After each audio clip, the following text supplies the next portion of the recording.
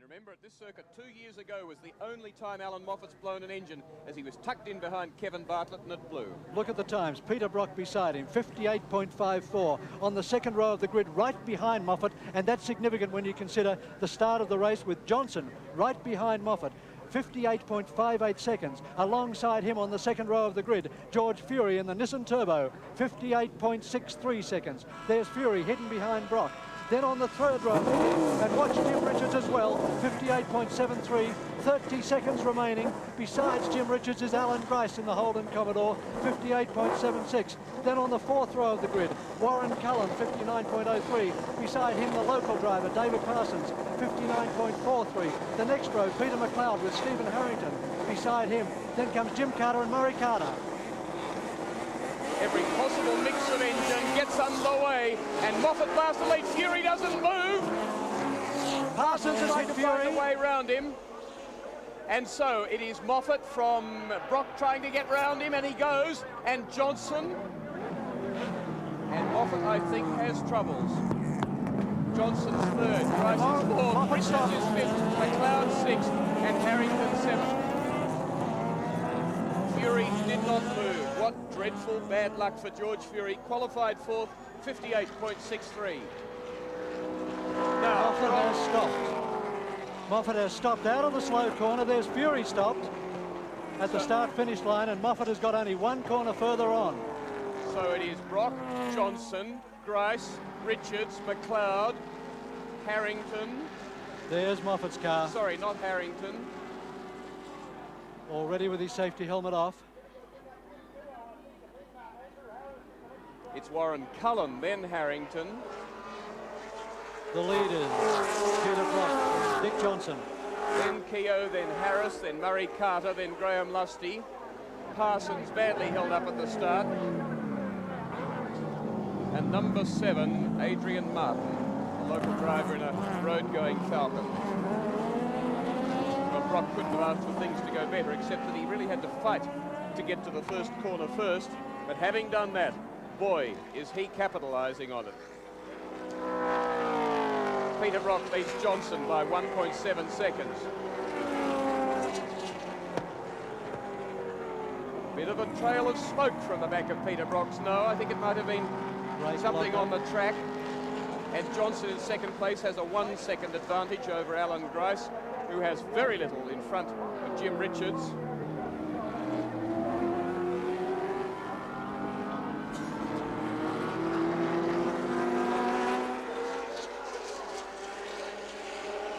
This really is disastrous for the Nissan and Mazda teams.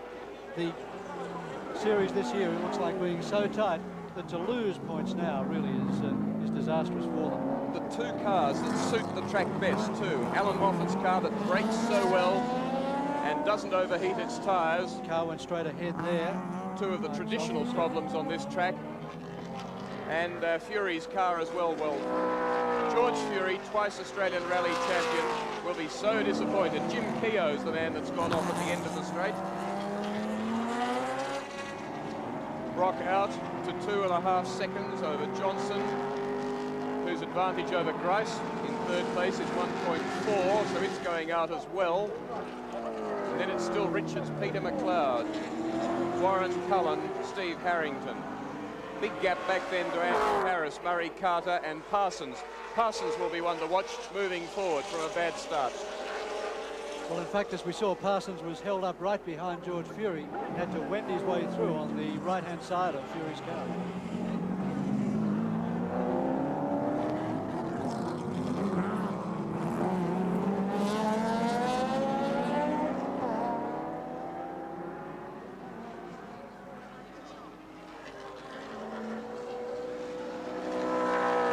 Brock from Johnson, 2.6.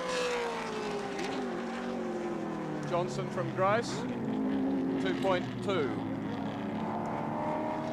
But then, covering Grice, back to Steve Harrington, and there are 5 cars in the bunch. Not very much time at all. 2.7 seconds covered. You see them here from Johnson, Grice, 2.7 seconds to Richards, McLeod, then Cullen and Harrington. And a 58.9 for Brock. And on his 5th lap.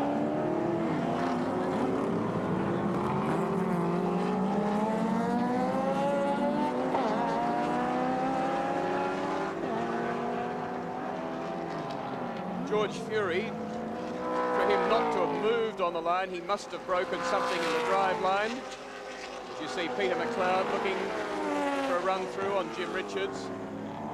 But Fury must surely have broken something in the drive line, either transmission or a drive shaft. And Moffat, we saw him with engine overheating problems from trying to get the engine warm by muffling the car before the start.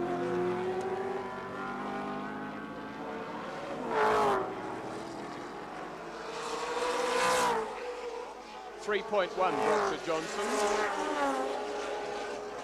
And then this good scrap, Grice, Richards, McLeod, Cullen and Harrington. Sandown they finish, Peter Brock, Dick Johnson, Allan Moffat, Richards, Fury, Cullen, Rusty French, who's not here today, and Jim Keogh.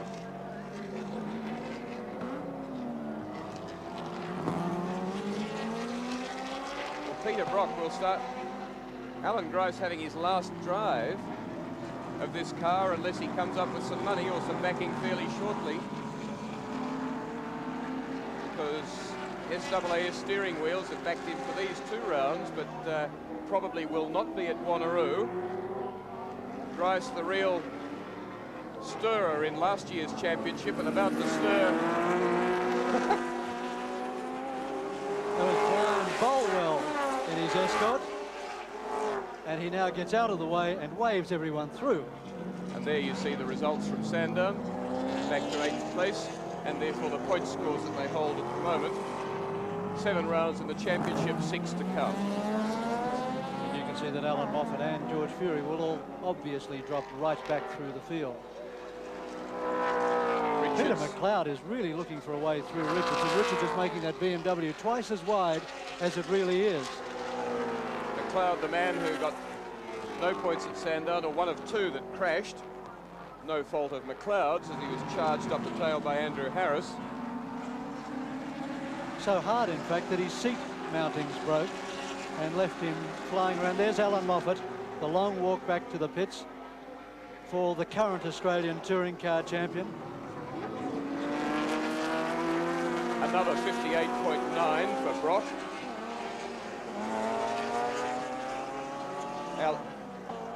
Allan Moffat has spread his Australian Touring Car Championships over 10 years, winning his first in 1973, and then his 4th in 82, taking them 2 on the trot in 76 and 77. And Drew Moffat is with Allan Moffat.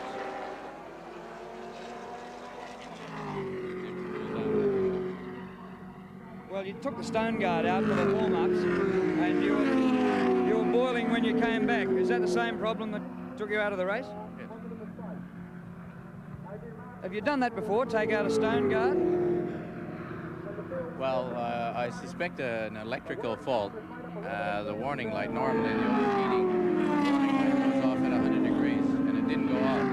And the first I noticed that I was running hot was when I came around just to virtually stop for the start of the race. So, is it a mistake to take out that stone guard? Was it a mistake to take it with you? Well, it's important to get the engine warmed up, but I was moving fairly quickly to get it in peak condition, and it's kind of a circuit. Not always looking at the gauges, and I was keyed up for the start of the race. It's the first time we've been on pole for a long time, and it was important that the revolutions that we have to use to be competitive, that the engine is properly warmed up. Disappointing start for you as defending champion. Well, unfortunately, it gives the Holden dealer team a break even. They can go to Le Mans, and I've had my DNF for the season, so let's hope we don't have another one. And Allan Moffat makes that point very well, that of course Peter Brock will miss 1, maybe 2 rounds of the Australian Touring Car title. So in terms of points, it still remains wide open. Incidentally, Moffat's last pole position was at Lakeside in the final round of the Australian Touring Car Championship last year. He, last year, claimed 3 pole positions in the Australian Touring Car Championship to Peter Brock and Alan Grice both on 2. Peter McLeod in the slick 50 Mazda RX7, like Allan Moffat, using the new Avon racing tyres, while Peter Brock has remained with his steadfastly with his Dunlop tyre arrangements. Brock's lead 3.8 seconds, and he is on lap 10, coming up to quarter distance. Grice, when you see him appear, look at Richards on him in the BMW. There he is, and then Peter McLeod.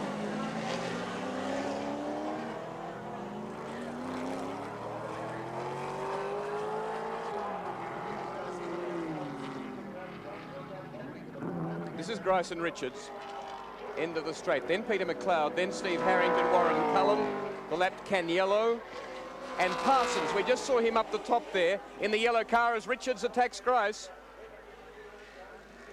The BMW that was 4th at Sandown, and he might be cognizant of what happened between Grice and Allan Moffat here last year, where Moffat ended up out in the grass. Grice still stoutly says that they didn't touch as Grice goes out wide. Richards has been taking Rob Phillis lessons.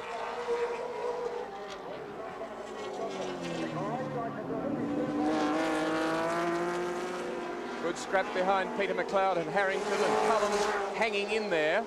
There they are again. Grice, of course, was the JPS BMW driver before he lost that drive and Jim Richards took it over. I think it is probably reasonable to say that Grice does not hold too much love for the team, which is now challenging him for 3rd position. He is, regardless of who's behind him, the hardest man in Australia to pass.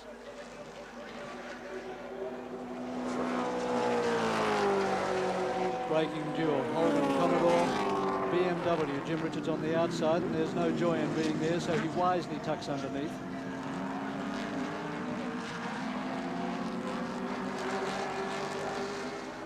And behind this pair, the 5 cars are separated by 3.3 seconds. Good dice. See further back too. Harrington's through on McLeod, done it well. And Warren Cullen now tails the lot of them. So Harrington's doing a good job there, young Steve. 22 years of age from Hobart now as McLeod comes down the inside on him. And now you'll see what a V8 does against a rotary-powered Mazda down the straight. Have a look what McLeod's doing to the V8. Unbelievable. As Moffat's done down that same straight himself. Quite remarkable. Security tap on the brakes then from Steve Harrington. He's obviously the first to suffer the braking problems. Peter McLeod in the box seat, not quite in behind. If he'd been beside him, he was in the box seat. And catching this lot is Parsons. And there goes Harrington off the track, and it only took the momentary slip. And McLeod was through and Cullen was almost through. Parsons is 5.63 seconds behind him with clear track and able to pick his lines. There's Brock on the back straight. Dick Johnson still looming behind him. Alan Grice is in 3rd position. You can see him just at the top of the corner of the screen there.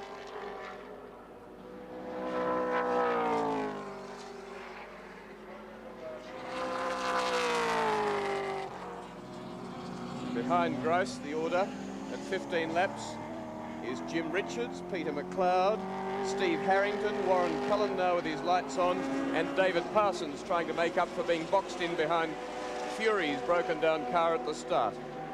But the race leader, the man who had such an easy run at Sandown, 14-second victory, which really surprised him.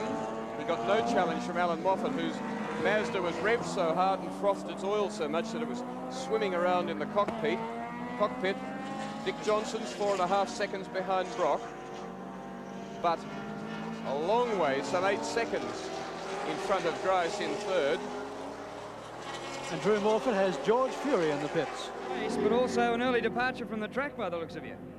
Well, we've got a plane to catch, and I'm very disappointed. We all are, and I'm sorry particularly for the boys and Nissan that it's happened, but it's one of those things, you know. We've had a very, very fraught week this week, and it's ended up quite badly. So, but we'll be back next time, and we'll be back good. What happened? Well, as soon as I dropped the clutch on the starting line, I think we must have broken a diff in some way or another. The grid is very sticky here, and we had very good sticky tyres, and it just spelt disaster, I'm afraid. Tyres might have been too good. Oh, well, in this case, yes. Bad luck, George. Next round. Thanks very much, Drew. Very bad luck for Fury, who'd been doing 58.8s in early qualifying, dropped out to over 59s in his race car, then yesterday swapped to his 1980 car, the first Bluebird built, and got that cracking to a 58.63. That was the car that was damaged in a collision with Grice at Wanneroo, so it's got a new back end on it, and then it was damaged with Gary Scott driving, it's got a new front end on it. So it's done a lot of work. Still, though, a very taut car, apparently, in terms of its ability in its handling and the way it can be set up. But the man for whom the Touring Car Championship is falling into place at the moment, Peter Brockman, who will miss 2 rounds, which means he'll drop points from 1. Brock passes one of his old team cars, in fact, Graham Lusty, in the 25 car of 2 years ago.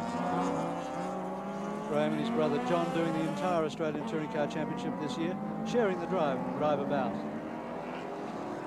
And we've lost from 4th place behind Alan Grice. Jim Richards in the BMW number 31 has gone into the pits. So that now makes the race order Peter Brock from Dick Johnson 2nd. 3rd place still Grice. 4th place, some 6 or more seconds in arrears, is Peter McLeod. 5th, Steve Harrington, this dice, and 6th place, Warren Cullen. 7th place, David Parsons.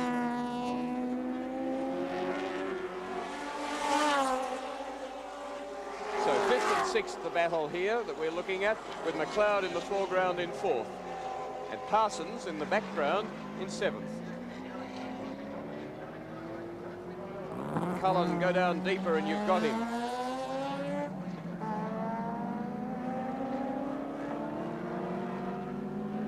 Cullen built this car for last year's Castrol 400 and for the James Hardy 1000. Found new sponsorship this year from Kmart with Andrew Harris, his co-driver and partner in the team. Harris in the ex-Peter Brock car, which won last year's James Hardy 1000.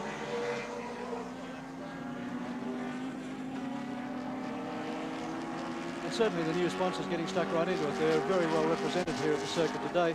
Indeed, they set up a supermarket in the pits and are actually selling oils and accessories.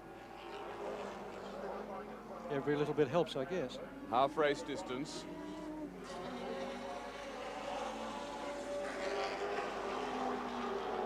With Brock coming up to lap Harris.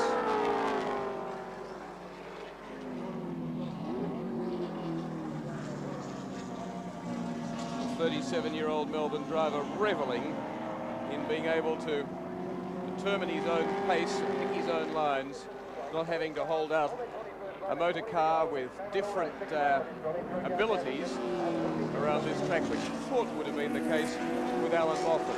His team manager Larry Perkins said, frankly, I think Moffat can lap faster for 40 laps than we can. Is Dick Johnson gone through with now a massive lead over Alan Grice.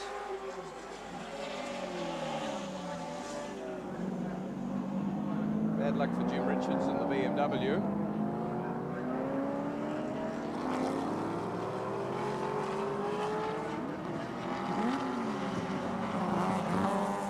Dick Johnson, only the 3rd outing in his newly built Falcon. Debuted at Sandown, ran it at Wanneroo last weekend. Still with some sorting to do. He said the spring rates and the dampers that they had on the old car just aren't suiting the new body quite as well, and they've just got to find the right combination. Indeed, that will give him some tyre problems and also make him work a lot harder in the cockpit. No one doubts Dick's ability, but this car is going to start to go off as the race proceeds.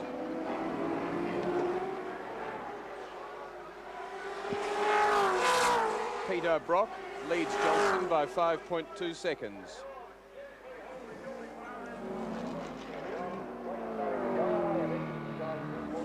Peter Brock, you noticed him on two wheels there through the pit left-hand corner. He's been doing that almost every lap and also in practice. I asked Larry Perkins yesterday whether they could do something to prevent it. He said, why bother? We go just as quick by doing it. Has completed 24 laps on his 25th.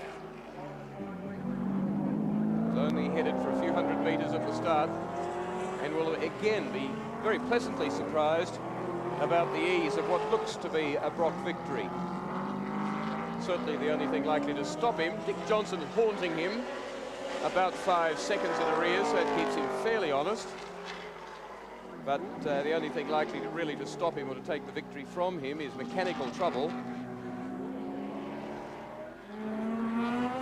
It's Peter McLeod, who slides the car fairly wildly there. You can see him let the tail go out. All that does is work the tyres a bit. Allan Moffat's lap of 58.23 really was quite sensational because he really did have to chuck that Mazda to the dirt edges on almost every corner, both on the apex and on the exits. Brock thought that he might have actually been able to do a little bit better, but as he went out on his hot lap, the only lap when the tyres he was on were exactly right, George Fury got in the way down the back straight. Probably not, obviously not purposely. And Brock missed that lap by about half a second and finally just had to throw up his hands and say, well, today, Allan Moffat's got me. Three-quarter race distance. And behind them with the BMW retired.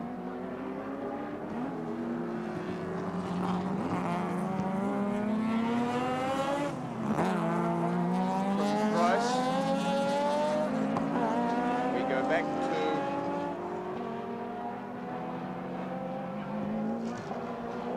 Peter McLeod in 4th place.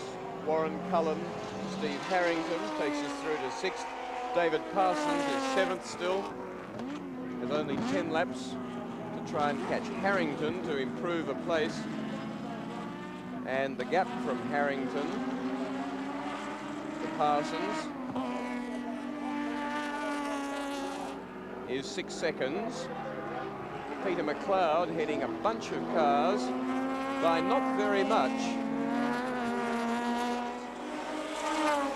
Peter McLeod to Harrington with Cullen sandwiched between them. It's 2.3 seconds. And Harrington again jammed right in Cullen's boot and looking for a way around and gets it. Very, very easily, in fact.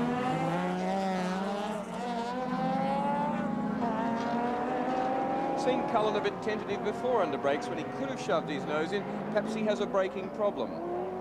He really did ease off there very early for the corner. Watch them here. There was Harrington hitting his brakes halfway down the back straight. Harrington's got a braking problem because he's having to pump them on the way down into the corner to see how early they come on. That's Harrington. Now Cullen may be even in worse condition. But Harrington's certainly having a tentative feel of the brakes every time down the back straight just to make sure they'll be there when he needs them.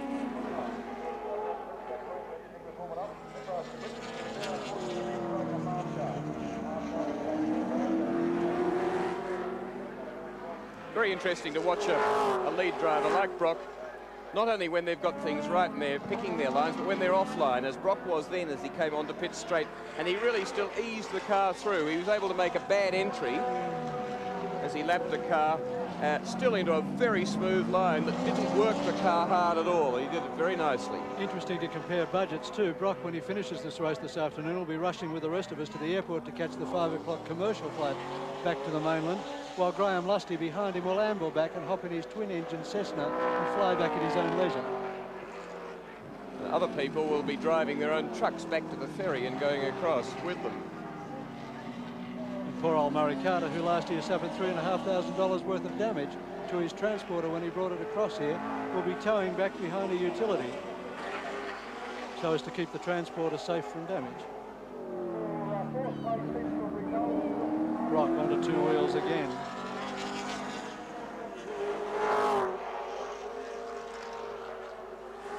completes lap 36. 4 remain and leads Johnson by 8.9 seconds. Johnson leads Grice in 3rd place by a large margin. In fact, you have to find a lot of words to find Alan Grice to come round to your timing point. It's well over 20 seconds now. Alan Grice in arrears to Johnson. In 3rd place goes through 25.3 seconds, the gap from Johnson to Grice. To Peter McLeod, it's then about 8, and about 1.9 to Harrington. And 2.5 again back to David Parsons. I'm sorry, to Warren Cullen, and then back to David Parsons.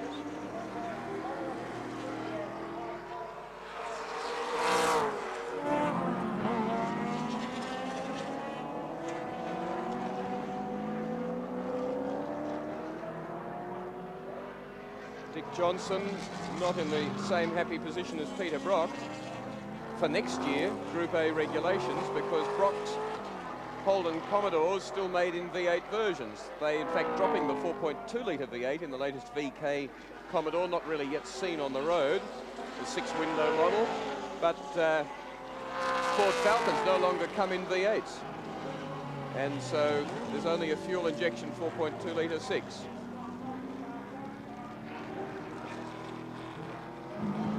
Grice is in 3rd place, we told you, about 26 seconds behind Johnson. 4th place behind him as Parsons goes into the pits. David Parsons pulls out of his chase, his 7th place. Very bad luck for him. And while it's fair to say that this race has become somewhat processional rather, and can we have a look at Parsons in the pits, please? Thank goodness for the motorcycles, which really thrilled us this afternoon with their action. Please don't think this is the way the Australian Touring Car Championship will be for the rest of this year, because when we get to Wanneroo in 3 weeks' time, the fireworks will really be on between the Mazda of Allan Moffat and the Nissan Turbo of George Fury. Remember at Wanneroo last year, as Parsons we see now pulled back out of the pits and rejoin the race 1 lap down behind Grice.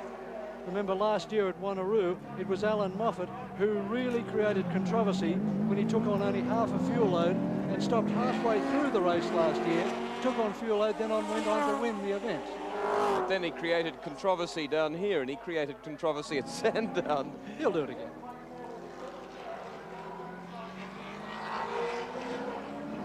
And yes, the last lap board is out, and Peter Brock, Peter Perfect, is on lap 40 of the 2nd round of the Australian Touring Car Championship at Symmons Plains at Launceston, Tasmania. Come up to about 40 minutes running time for the 40 laps, the 96 kilometres of this 2nd round of the 25th Australian Touring Car Championship, a championship that's been won 11 times by Ford, 8 times by Holden, but only once by a Japanese car, Allan Moffat's Mazda RX7 last year. Holden Monaro was the first local car to win the championship back in 1970. Brock's won it 3 times. Bob Jane and Allan Moffat have won it 4 each. And Ian Gagan still holds the title with five wins in the Australian Touring Car Championship as Peter Brock takes the checkered flag to win round 2 of the 1984 title. Dick Johnson in the green Ford Falcon comes through in 2nd position.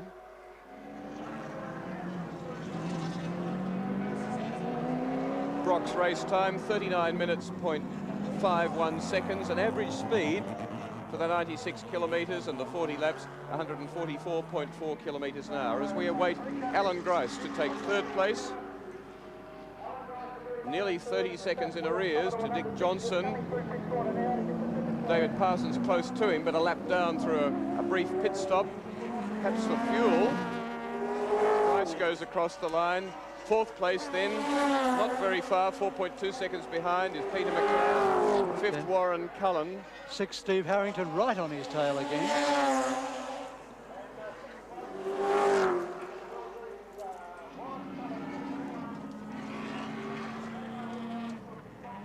And that gives Peter Brock 50 points in the title from Dick Johnson on 46.